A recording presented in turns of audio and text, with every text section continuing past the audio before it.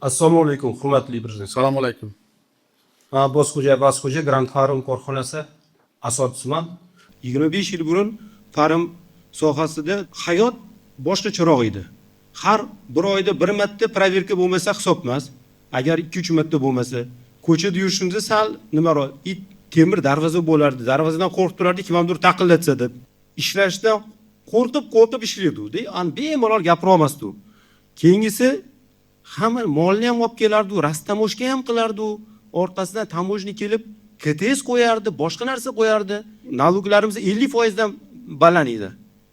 Endi yangi O'zbekistonni yengilliklarini bir oz aytmoqchiman. Hammani tadbirkorlar yonimizda o'tiribdi, ularni sal tushunsin bu hayot nima bo'layotganini. 10 yil ichida naloglarimiz 2 barobarga tushib ketdi. Bemalol ochuv ko'rsatyapmiz. Hamma narsamizdan, oborotimizdan mazza qilib ishlayapmiz.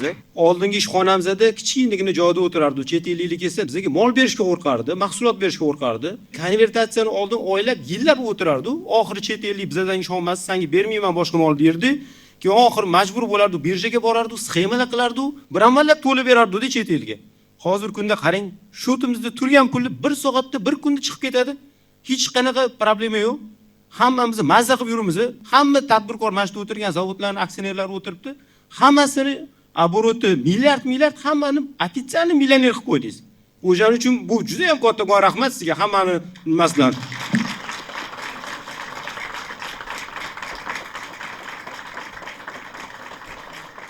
Juda ham rahmat kattakon, sog' bo'ling.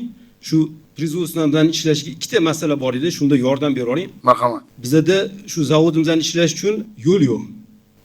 Ikkinchisi svet. Ikkovini ham protokolga yozinglar. Infrastruktura bo'lmasa, bo'lmaydi bu ishlar. Umuman aziz, mana ko'rding qanday jo'shqinlik bilan gaplashyapsan. Ishonch paydo bo'ldi senda, g'urur paydo bo'ldi. Hamkorlar ishonyapti. Yangi O'zbekiston shabodasi kirgani rost bo'lsin iloyim. Tadbirkor ikkita bolani ish bilan ta'minlaganda yelkamda ko'taraman deb va'da berganman. Albatta hamma tadbirkorlarni qo'llayman, lekin Farum Prom bo'yicha tadbirkorlarni alohida qo'llab-quvvatlashga yana bir marta men sizlarning oldlaringda buni aytmoqchimanki, butun komandam bilan faqat prezident emas, hamma sizlarni qo'llab-quvvatlaydi. Ishlaringizga muvaffaqiyat.